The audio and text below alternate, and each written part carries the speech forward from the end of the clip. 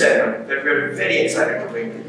Here, we discuss the most commonly asked questions that we get as doctors from our patients regarding different kinds of surgeries. So today, me, Dr. Diptarka Bhattacharyya and Dr. Harini are going to be discussing about endoscopic ear surgeries, a modern technique that has been changing the game with ear surgeries. So without further ado, let's get into the questions. Dr. Harini, please get started. First question is, who needs ear surgery? So, the most common reason that people come to us for ear surgeries are hearing loss. But hearing loss can be for many different reasons. It can be because of infections in the ear. It can be because certain cases have caused the bones of hearing to get damaged. There can be situations where you've had a fracture or a trauma and the bones of the ear have separated from each other, or even the nerve having gotten damaged. Every single one of these things can be fixed by ear surgeries. So the most common reasons why we get asked about ear surgeries are hearing losses, infections, that means discharge from the ear pain, and sometimes bleeding from the ear, which can happen after trauma or traffic accidents. The next question is, what is an endoscopic ear surgery? Okay, so in the past, these ear surgeries would need to be done by a cut behind the ear. And while it doesn't seem like a big deal, the problem in this situation is where the cut is. This cut is usually right in the crease behind the ear, and if you look at me, you can see that when I wear glasses, my glasses rest right on this cut. This is why many people who do not want to get the ear surgery, because the cut would itch, they can't wear glasses for a few weeks, and later on they can get a tightening, itchy sensation all across the scalp. Moreover, for elderly patients with diabetes or other situations like this, the cuts would have a concern whether they would heal properly or not, which is why very frequently elderly people who have an eardrum hole or a tear or some kind of infection in the ear would be very skeptical about going ahead with these surgeries. Endoscopic ear surgery is a modern paradigm in which we go through the ear canal using a very small endoscope that is very similar to a laparoscope which is used in abdominal surgeries, except that we don't even need to make the cut that is made in the abdomen, because we can use the ear canal, which is a hole that God has given us to be doing these surgeries. This makes these surgeries cutless, scarless, completely painless, does not require dressing, and thus it becomes a very attractive option for many of our patients who do not want or are a little skeptical about the older techniques of ear surgeries. What conditions can be treated by endoscopic ear surgery? Okay, so if you look at endoscopic ear surgeries, let us go from front to back. Some people can have polyps or infections in the outer part of the ear canal. So if you look at this picture, you'll see that these cases happen outside the eardrum. Sometimes people can have very hard wax that is formed like a rock inside the ear called keratosis obturans. These can all be taken care of by using an endoscopic ear surgery. Eardrum holes, which are another very frequently observed problem, can also be treated in 99.9% of cases by endoscopic ear surgery. There are other situations where, along with these infections, the bones of hearing can be damaged. These can be damaged by scarring. These can also be damaged by certain kinds of autoimmune conditions called otosclerosis. All of these things, including osteoplasties, that means fixing the bones, or sclerodermis, that means removing the damaged bone and replacing it with a new bone, can all be performed by endoscopic ear surgeries. Limited ear infections into the bones can also be treated by endoscopic ear surgeries. So the better question to be asked here is, what surgeries can not be performed by endoscopic technique? And the answer to that is, if there is extreme amount of infection that has gone through the back of the bone, which is going close to the brain, then we always opt for an older microscopic technique rather than an endoscopic technique. And it is not because it cannot be performed by endoscopy, but it is primarily because in that case, when I end the surgery, I want to bring the entire infection outwards. So if I'm going to anyways have to drill the bone and bring it outside, then there is not really much rationale for me to go the endoscopic route. So except for very large tumors which are going into the brain, or very large cholesteatomas that are completely eroding the bone, 90% of the surgeries that are done in today's day and age for the ear can be done by endoscopic techniques. What are the the advantages of endoscopic ear surgery? So we kind of already discussed this, Harini. The advantages of endoscopic ear surgeries are very straightforward. Number one, it is cutless and scarless. So as a patient, you literally walk into the operating room, you walk out of the operating room, you have no dressings, you have no bandages, you have no rest required, you straight away go back and you can get back to work. The only restriction that we have is you cannot fly for 3 weeks. Other than that, you can go back to everything from day to day. You can take normal bath, you can go out, you can go to work, there is no pain.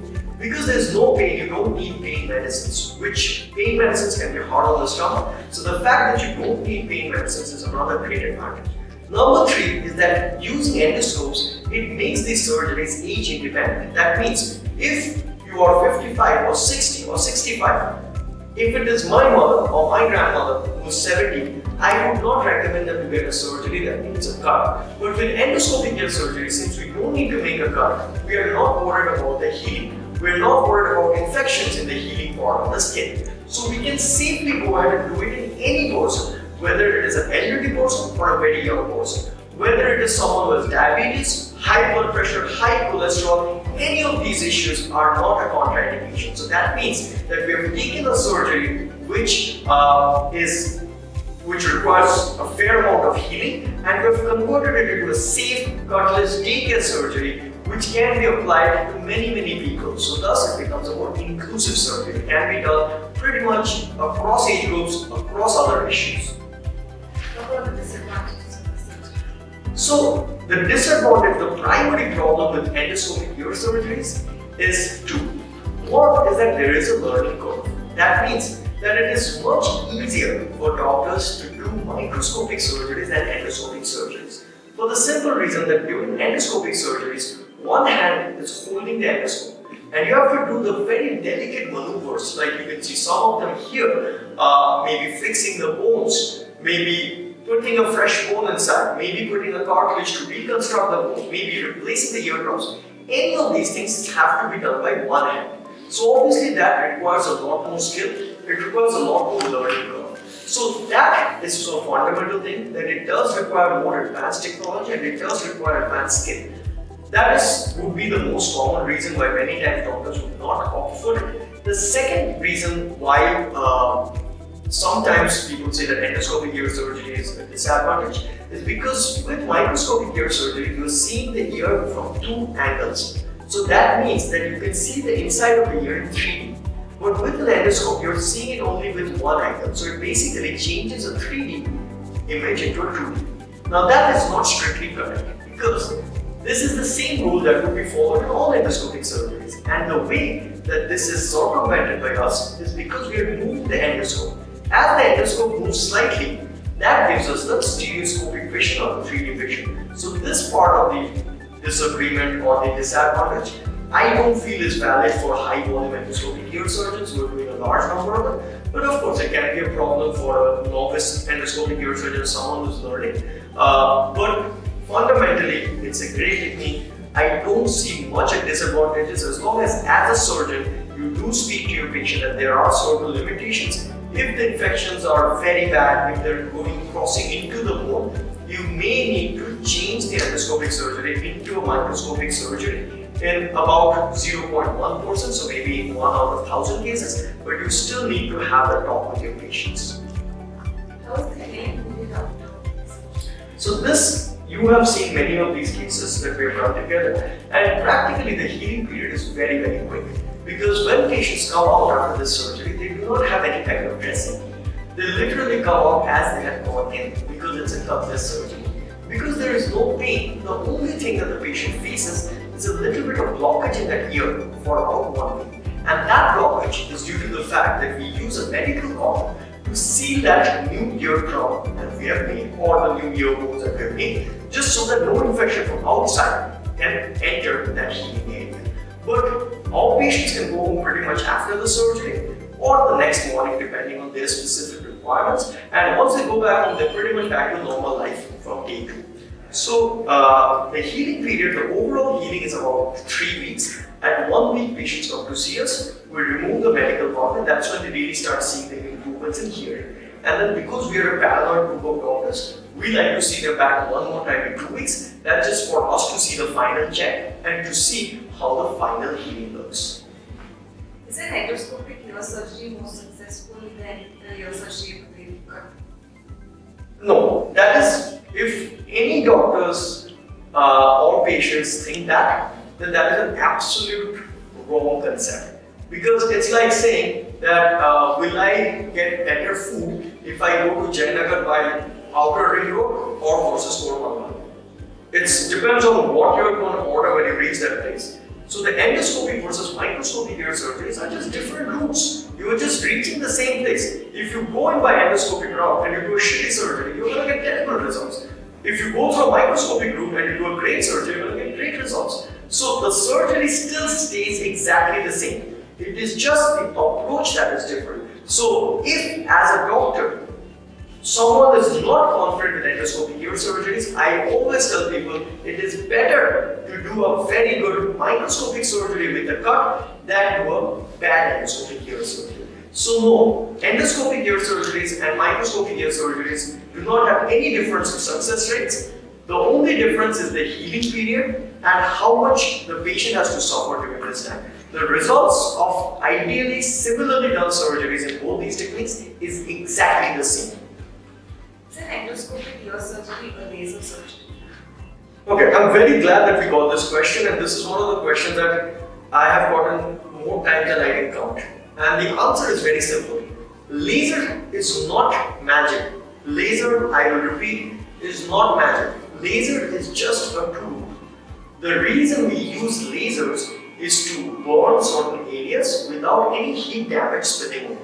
So can we use laser with endoscopic ear surgeries? Absolutely we can. We can use fiber CO2 lasers and we can use them very, very frequently in stapes surgeries. We can use them to remove granulations. We can use them to remove scar tissues. It can be used. But endoscopic ear surgery uses multiple different techniques. We use cauterization, we use laser, we use co-bladers, we use something called as CUSA. So there are multiple tools that we use in this surgery. It depends on what is the right tool for the right approach. If you have a tumor, you could use a laser, you could use a CUSA. If you have granulation tissue, you would probably end up using a co-blader or a debrider. If your tissue is very close to the facial nerve, then you will never use laser, because if you by chance hit the facial nerve with that laser, that's like a knife of heat, and that's going to destroy your facial nerve at all times. So laser is a tool. It can be used in endoscopic ear surgery. It can be used in microscopic ear surgery as well. So that would be the answer for that.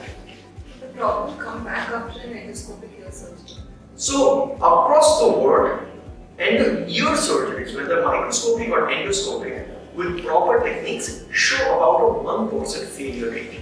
And these failure rates change depending on techniques. Certain techniques that do change the success rates is whether you put an outside material to reconstruct the ear bones, or you've used your own body's material. Outside materials have a larger failure rate, whereas if you use your own body's cartilage, it has got a much lesser failure rate. Similarly, the way you put the graft, if you put the graft completely under the eardrum, there's a little larger failure rate, whereas if you put the graft correctly between the layers of the eardrum, you have a much higher success rates. So, to sum up, endoscopic ear surgeries, as long as they're done properly, will give you similar or exactly the same rates as the microscopic ear surgery. As long as you use great techniques, you should be getting 99% success rates in most of these surgeries. But that is not precluded based on the endoscopic route. It is used based on your techniques that are used and how meticulous you be doing the surgery. A lot of our patients would like to know if there are any long-term restrictions after the surgery. No. So endoscopic ear surgeries are, one of the big advantages of this is that there are literally no restrictions at all. The only thing that we tell our patients is that do not fly for 3 weeks. That is the only thing that we say, but that's true for all kind of ear surgeries. Because there's no cuts, there is no bathing restrictions, there's no traveling restrictions, none of these things are valid. So as a surgery, this is one of the primary advantages of endoscopic ear surgery, is that if it is someone who cannot keep a lot of restrictions, then that is a great tool to change from a keyhole or a cut-based approach to a scarless endoscopic route for the surgery. So this brings us to the end of our top 10 questions today. I hope that was useful. If there are any further questions, please feel free to reach out to us on our website or our email, and we'll be happy to discuss more questions if you have them. Namaskar, and thank you for joining us for this segment on top 10 questions in endoscopic ear surgery.